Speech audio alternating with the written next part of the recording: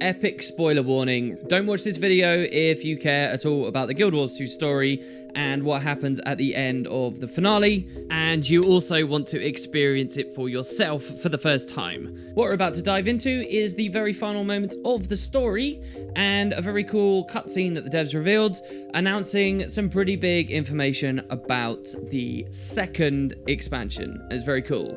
So, let's dive in.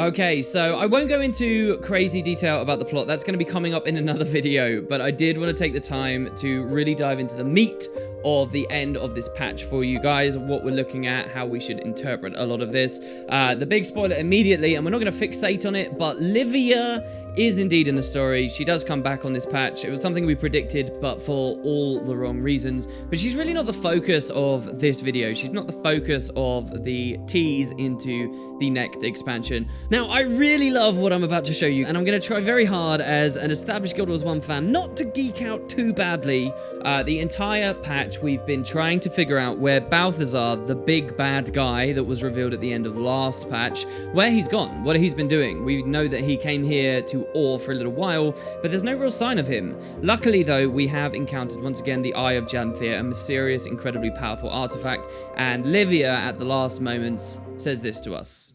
Wouldn't you rather ask the Eye of Janthir about Balthazar? What? I can do that. Better hurry. I don't know what will happen to it now that its masters are gone. What should I do? Ask your question and touch it. I'll stand ready, just in case, you know.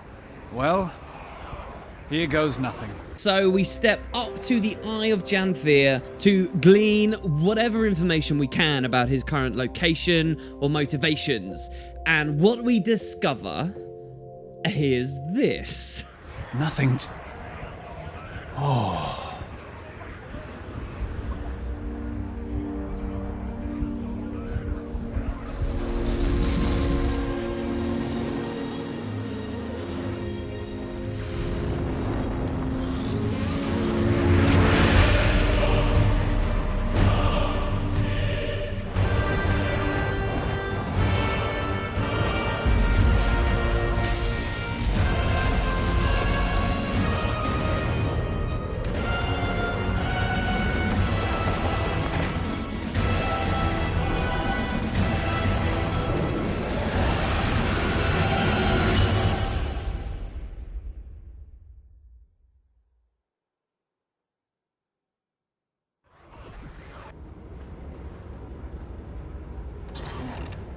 And it fades into nothingness.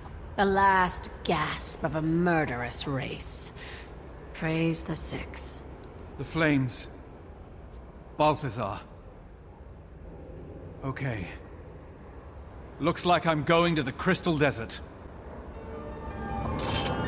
Oh, finally, we can talk about this. So that people don't know, there was a huge leak earlier in the year that did confirm many suspicions that had already been floating around, that Expansion 2, 2 years after Heart of Thorns came out, Expansion 2 would be dealing with the Crystal Desert as its region for its story. And this has been something I've been sitting on and desperate to talk to you guys about for so long. Unfortunately, the Guild Wars 2 community right now is in a place where most people already knew this information, and a lot of the shock and impact of that cutscene we saw a second ago doesn't exist. People haven't been too hyped by it. People have thought, oh, well, we already knew that because of the sodding leaks a little bit earlier. But for those of you who have managed to keep that away somehow, some insane method, whatever you've done to stop yourself being spoiled, yes, this is the reveal. We're going to the Crystal Desert, and that alone opens a huge amount of things that we can talk about over the coming weeks. About that region of the world. It is one of my absolute favorite regions of the world that this franchise has ever dealt with, and well, we got a little bit of a cutscene showing it off. So what I want to do is take you guys through this. We'll have a little bit of a look at exactly what it is the Eye of Janthir has shown us, and the content of this cutscene. To put a little bit more context on this as well, the devs actually did the same thing back in Season 2, where we finished the storyline by defeating the Shadow of the Dragon, the kind of big boss there, and we had a cutscene of the packed fleet being shot down over a jungle, and then of course the expansion took place in said jungle. And I have to say, I don't think anyone can deny this, the Season 2 version of this trailer, or cutscene, was way better. The Season 2 one, it looks like they put a huge amount of effort into it. It had all these incredible artistic aspects to it. This new one really doesn't have a lot of that stuff, and it's a bit of a shame in my opinion. I think that this doesn't quite have the same levels of hype that the Maguma Jungle did, even though the Crystal Desert is so much of a cooler area. The Maguma Jungle had a couple of things that we could sink our teeth into. The Crystal Desert's got a ton more. One thing I really like about the opening of this cutscene, as we can see here in the first shot, is this kind of idea that we're looking at the Eye of Janthier in Abaddon's reliquary, just the setting of this and how this works out. It feels like they've been kind of hinting at this for a long time. You know, back again in Season 2, when we first found one of these big statues of Abaddon, you could look above him and, you know, the Eye of Janthier was looming above. This kind of connection between the two entities seems to have been established a while ago, and I really liked the payoff on this here. But so let's go through and let's see what we can actually figure out. It's fairly obvious. Balthazar's gone to the Crystal Desert, and he's pissed.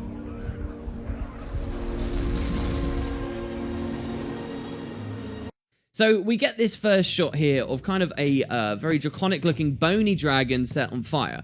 For people that don't know, there is an Elder Dragon in the Crystal Desert, and the main formula for Guild Wars 2, as it seems so far, is each big release tackles an Elder Dragon. So the core game dealt with the undead dragon, Zaitan. The first expansion dealt with the jungle dragon, Morgemoth, and so presumably the second expansion will also deal with an Elder Dragon. Now, if we're going to the Crystal Desert, as this cutscene reveals, it would put the sights on Kralkatorrik. That is the dragon that resides there. It's been really interesting as well, because of the leaks over the recent months. So much of the recent story has not been dealing with Kralkatorrik at all. It's been dealing with Primordus, and it's been dealing with Jormag, two of the other remaining Elder Dragons. And in only these last two episodes, we've really seen how we've got to this point. Both Primordus and Jormag have kind of receded, as Timey explained in this patch, and it seems that Balthazar kind of had a choice. Did he go for the deep sea dragon, potentially somewhere out in the unending ocean, or does he go for Kralkatorrik? Remember, Balthazar's agenda here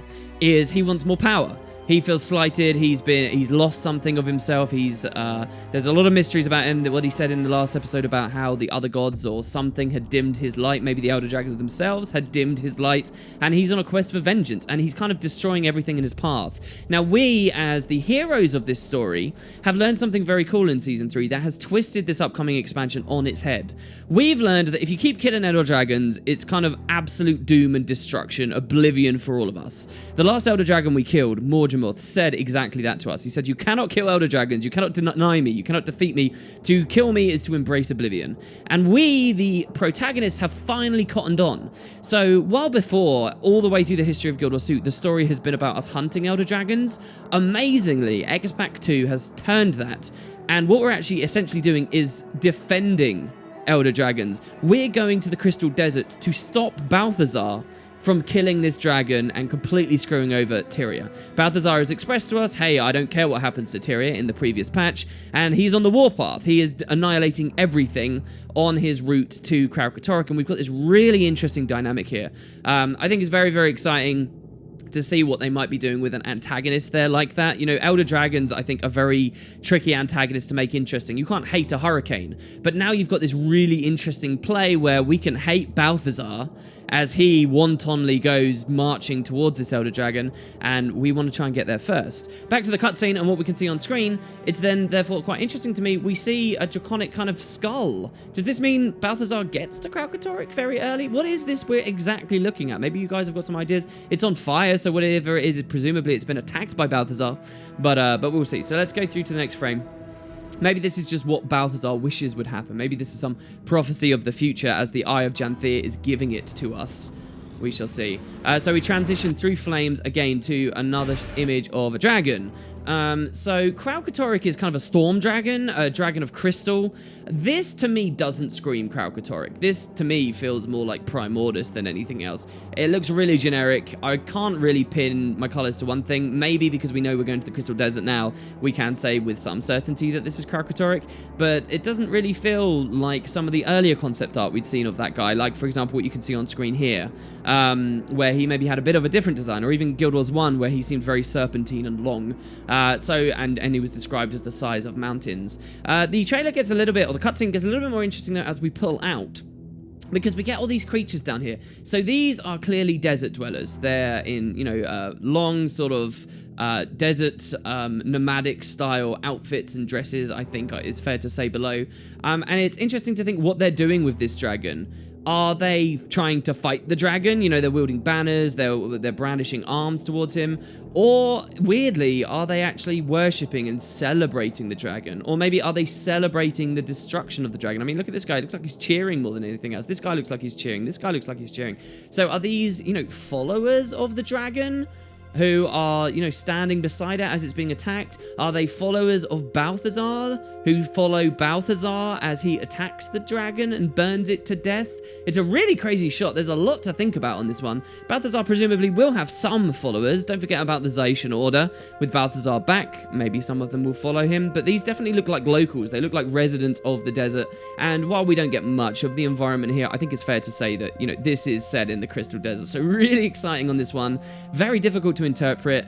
Maybe it's just a generic image of something that's supposed to look badass. I guess we'll see. But I mean, look at, as we pull out a couple of frames more, look at the size of these armies. It's wild. It's absolutely crazy. We get these interesting kind of rock structures, places we'll be able to explore in the next expansion. Seems very exciting. And then these two guys appear in the foreground here. Again, very deserty feeling.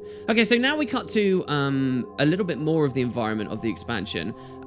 This is another shot of the Crystal Desert. Now, for any Guild Wars 1 player, this will come as a bit of a shock, and this will be a bit interesting, because what we're looking at here, obviously, are pyramids. So, if you're a new, or just a new Guild Wars 2 player, if you're new to the franchise, if you only started recently, you might not think this is interesting. We're going to a desert. Of course, deserts have pyramids. The funny thing is, in the Guild Wars franchise, the Crystal Desert, where we could go to many years ago, 2006, 2007, way back when, that desert that we had set 250 years in the past of the contemporary storylines, more than that now. The desert we saw in Guild Wars 1 didn't really feature much pyramidical stuff.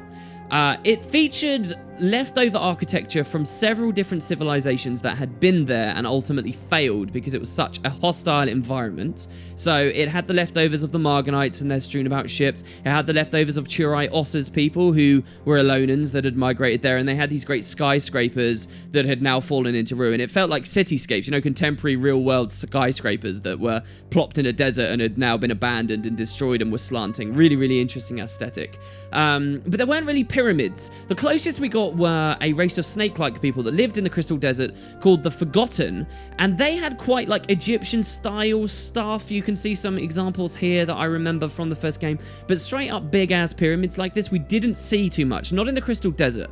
Now, as you moved south of the Crystal Desert to regions like the Desolation, there were more pyramidical shapes. A lot of people online, since this cutscene came out, have been saying, why have ArenaNet done pyramids? There were never pyramids there before. I will point out that around the Desolation, you did start to see this kind of architecture, especially like flat-topped pyramids like we can see here. You did start to get that. So maybe they're not like breaking the law, maybe they're not doing anything terrible here. I'd also point out that it's been 250 years, and last we saw of the Crystal Desert, it wasn't totally abandoned. There were outposts there. There was the Amnoon Oasis. There were a few people clinging on. The Forgotten themselves still existed, and 250 years is a long time, even by Earth standards. But for this franchise, for Guild Wars 2, the amount of change we've seen in various regions of the world is enormous over those 250 years. Look at places like Droknar's Forge, the city of the dwarves in the southern Shiver Peaks. In Guild Wars 1, that was like a huge place and bustling town. In Guild Wars 2,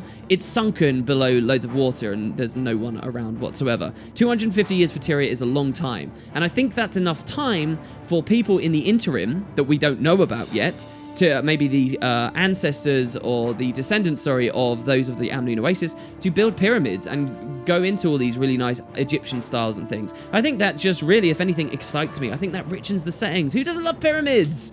Deserts with pyramids might be a little bit cliche, but honestly, the idea of exploring these as they're being sieged and destroyed and burned and we're traveling through tombs underneath them and crypts, that really excites me.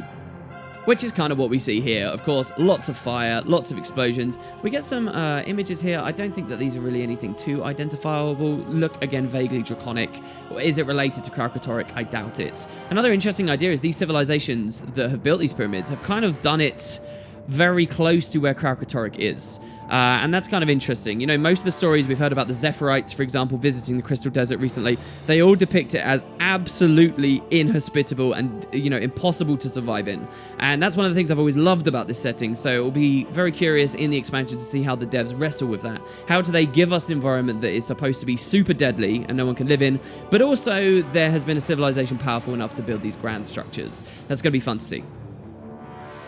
Next shot, I mean, this really says it all, doesn't it? This is amazing. I think if you asked anyone before this cutscene, hey, we're going to the Crystal Desert, what do you think about that? The image they get is of kind of clear blue skies and traveling through, you know, generally a desert. Not a desert that is under this kind of attack. Not a desert that is under this kind of a siege. It feels like because Balthazar, a god, and don't forget, he may be a fallen god, but he's absorbed the power of the Bloodstone and he's absorbed even more power in the most recent Flashpoint release.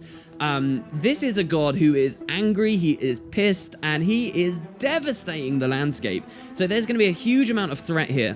When you look at the Heart of Thorns expansion, the jungle was scary because the dragon was everywhere, and they really could give you that threat perpetually.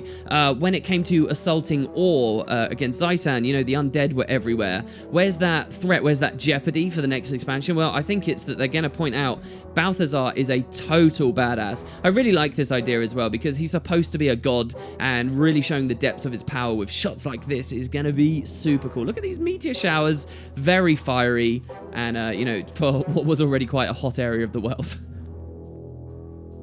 Here we get another shot. I mean, just more gorgeous ideas here of pyramids being torn up and uprooted, gravity around them shifting, their foundations being rooted up. Beautiful stuff. Another shot of Balthazar as this pyramid just gets completely destroyed, completely annihilated. I'll point out the music as well at this point. I believe this is new music that we've not heard before. An expansion means a whole new soundtrack, all that kind of good stuff. It just shows you all these other little things we can look forward to.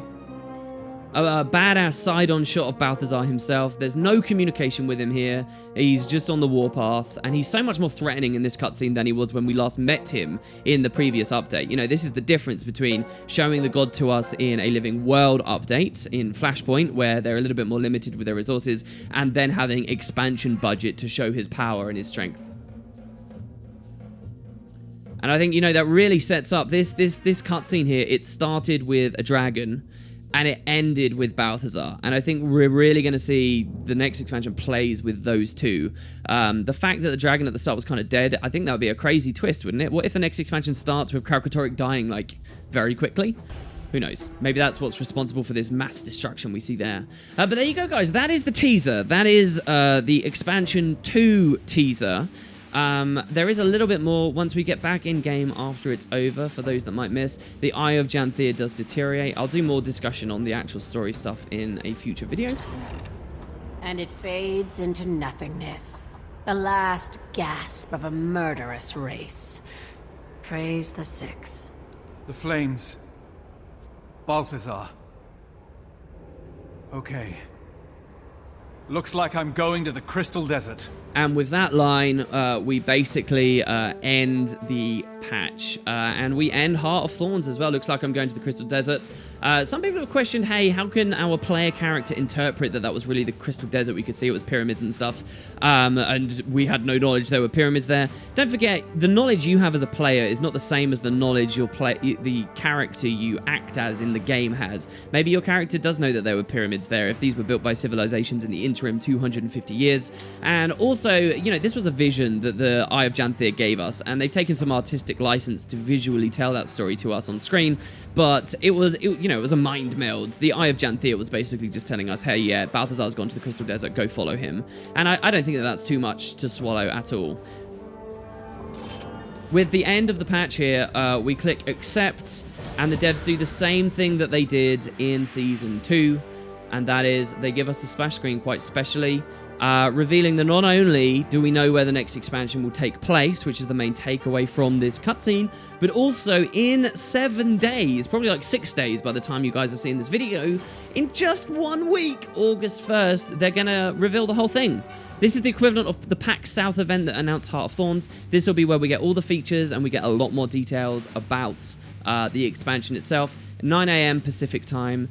Basically less than a week away. Really quick time scale. I'll remind you guys what the game director said, and that's that they're going to just kind of treat this like another patch. Within 70 days or so, maybe, we could be playing, depending on their time scales. In 1 week, we'll have a ton more information, and that's their leading, guys. It feels so good, if anything, to just finally have that information out there. The next expansion takes place in the Crystal Desert, and finally, I can start doing interesting things in terms of teaching you guys about that area of the world and what we might expect. So there you go, guys. That's my little analysis there of the very last part of this patch. This is what Expansion 2 looks like. Let me know what you think, and particularly, if you made it this far without knowing it's the Crystal Desert, I want to hear from you in the comments. How did you do that, and what's your takeaway? Was this a big twist, excellent surprise ending for you? Unfortunately, I think that this patch is already suffering from the leaks. I think this patch would have been a lot more hype and a lot more exciting if nobody knew that the Crystal Desert was coming, but sadly, a huge number of us already did, and it kind of ruined that. It really did, I think. We will see. To anyone super new out there who's maybe watching this is an excellent time to get into Guild Wars 2. And I would keep your eye on the news coming up, because this is really one of those very, very high points. The calm before the storm is probably the best way to describe it. I'll see you guys for a lot more videos leading right up into August 1st. Thanks for watching, guys. I hope you're as excited as I am, and I'll see you next time.